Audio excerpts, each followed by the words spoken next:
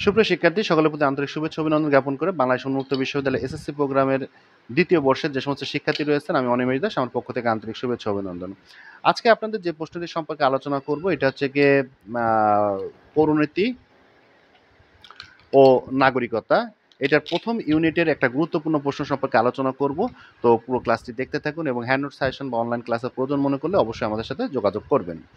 জনাব পারভেজ এবং তার দুইজন স্ত্রী কর্মজীবী হয় তাদের একমাত্র পুত্র রিপনকে ছোটবেলা থেকে হোস্টেলে রেখে পড়াশোনা করান। ছুটিতে বাড়ি আসলেও তাদের ব্যস্ততার কারণে ছেলেকে বেশি সময় দিতে পারেন নাই। ছেলে একা একা বেশিরভাগ সময় কাটান। সামাজিকতা তেমন বুঝেন না, তেমনিভাবে নিজের সুখ দুঃখের কথা কারোর সাথে ভাগাভাগি করতে পারেন না, কিংবা অন্যের সুখ দুঃখে তেমনভাবে তাকে নাড়া দেয় না। একদিন পারভেজ তার বন্ধু রমিজের বাসায় বেড়াতে গেলে তার ছেলে দরজা খুলে সালাম এবং কুশল বিনিময় করে।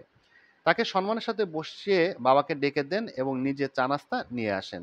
পারভেজ মুগ্ধ হয় এবং নিজের ছেলেকে এভাবে গড়ে তুলতে পারেন নাই বলে অনুতপ্ত হন।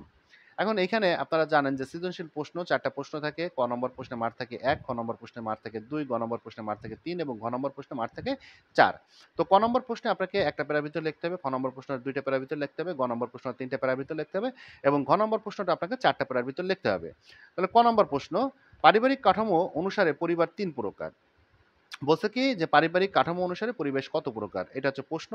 এখন উত্তর হচ্ছে পারিবারিক কাঠামো অনুসারে পরিবার ৩ প্রকার। ১ নম্বর হচ্ছে একক পরিবার, ২ নম্বর হচ্ছে যৌথ পরিবার আর ৩ নম্বর হচ্ছে গিয়ে অনুপরিবার। তো এখানে আমি একটু সংক্ষেপে বলি। একক পরিবার বলতে হচ্ছে গিয়ে যে পরিবারে বাবা মা, সন্তান সন্ততি, দাদা দাদি থাকে, এগুলো হচ্ছে একক পরিবার। যৌথ পরিবার হচ্ছে গিয়ে বাবা মা, ভাই বোন, দাদা দাদি, খালা খালু এবং আরো অন্যান্য সদস্যদের লোকজন একই পরিবারে বাস করে, তারা হচ্ছে যৌথ পরিবার। আর অনুপরিবার মানে ক্ষুদ্র পরিবার, অর্থাৎ স্বামী স্ত্রী সন্তান সন্ততি, এটা হচ্ছে ক্ষুদ্র পরিবার বা অনুপরিবার। খ নম্বর, রমিজের ছেলে শিষ্টাচার ও ভদ্রতা ব্যবহার পরিবারের কোন ধরনের কাজের ফল? রমিজের ছেলে শিষ্টাচার ও ভদ্র ব্যবহার পরিবারের সামাজিকরণ কাজের ফল। পরিবারের মাধ্যমে শিশু সমাজের প্রচলিত নিয়মাবর্তিতা, বিধি ব্যবস্থা, নৈতিক আদর্শ, আচার আচরণ, আদাব কায়দা প্রভৃতির সাথে পরিচিত হয় এবং অর্জন করে। শিশু সামাজিকরণের হাতেখড়ি পরিবারে হয়ে থাকে। গ নম্বর, রিপনের মানসিক বিকাশ সমৃদ্ধ না হওয়ায় পরিবারের কোন কাজটি ব্যাহত হয়েছে? রিপনের মানসিক বিকাশ সমৃদ্ধ না হওয়ায় পরিবারের মনস্তাত্ত্বিক কাজটি ব্যাহত হয়েছে। পরিবারে একটি শাশ্বত এবং মানবিক প্রতিষ্ঠান। পরিবার থেকে শিশু উদারতা, সহনশীলতা, সহমর্মিতা প্রভৃতি গুণগুলো শিক্ষা লাভ করে, যা তাদের মানসিক দিকে সমৃদ্ধ করে। আর এগুলোই হচ্ছে পরিবারের মনস্তাত্ত্বিক কাজ। কিন্তু রিপনের ক্ষেত্রে পরিবার এই কাজটি ব্যর্থতা ব্যত্যয় ঘটেছে। মা বাবা দুইজনে কর্মজীবী হয়, রিপনকে ছোটবেলা থেকে হোস্টেলে রেখে পড়াশোনা করাতে হয়।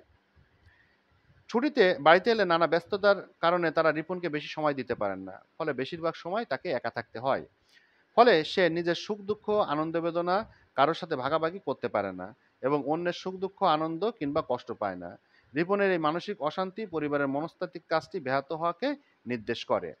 এরপর ঘ নম্বর, ছেলেকে সঠিকভাবে গড়ে তোলার জন্য জনাব রমিজের পরিবার যে কাজটির ভূমিকা রয়েছে তা ব্যাখ্যা করো। ছেলেদের সঠিকভাবে গড়ে তোলার জন্য জনাব রমিজের পরিবারের শিক্ষামূলক কাজটি গুরুত্বপূর্ণ ভূমিকা রয়েছে।